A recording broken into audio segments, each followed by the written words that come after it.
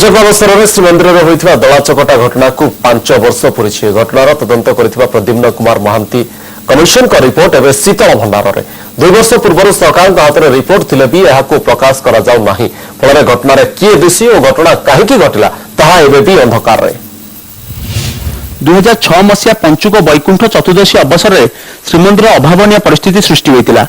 श्रीमंदिर पंडा द्वार अपेक्षारत भक्तों मध्य दलाचकटा घटी 4 जन भक्त मृत्युवरण करथिया बेले प्राय 25 रु अधिक आहत होते।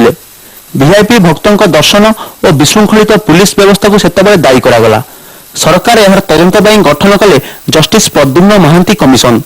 2007 रु 2009 मसीहा पर्यंत कमिशन तदंत करने सह सेवायत प्रशासन पुलिस और भक्तों साक्ष्य ग्रहण कले रिपोर्ट प्रदान कले सरकार को। रिपोर्ट प्रदान 2 वर्ष बीती जाइए सरकार संपूर्ण नीरव।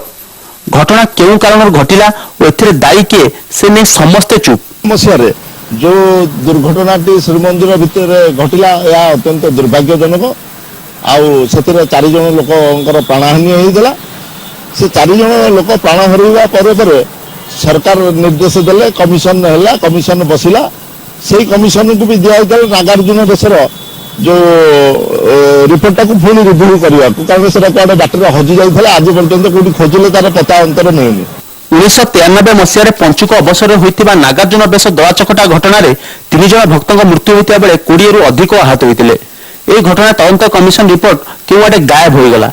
सेहीपरि 2008 मसीह रथयात्रा समय होता दलाचकटा घटन 6 जन भक्तों मृत्यु होता। यार प्रशासनिक और तदंत रिपोर्ट एवं भी शीतल भंडार में तेज तदंत रिपोर्ट सरकार और प्रशासन विरोध में सर्वसाधारण दूरे रखा अभियोग होती। 4/11/2006 तारीख सकाळ बेला घटनाटी घटिला जो थे कि एकाधिक लोक मृत्युवरण कले दलाचकटार एवं बहु लोक आहत हेले एवं से राज्य सरकार तदंत विचार विभाग तदंत कमिशन बसइबे घोषणा कले।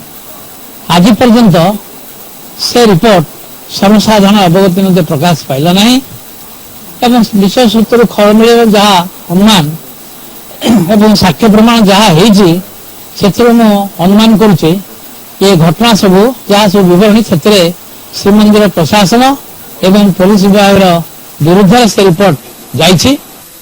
एपटे रिपोर्ट संपर्क में जिला किंबा पुलिस प्रशासन किछि जानि नाहंती बोली कहिसंती।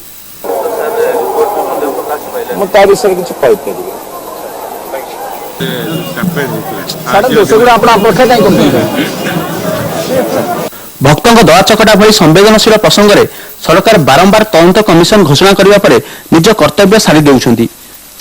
तदंत रिपोर्ट उपरे पदक्षेप किंबा कार्यानुष्ठान ग्रहण करुनथिबारु तदंत कमिशन गठन नहीं आंतरिकता नथिबा स्पष्ट होईछि। पूर्वी कैमरा पर्सन सुकांत स्वाईं सह प्रद्युम्न सत्यଙ୍କ रिपोर्ट कनक टीवी।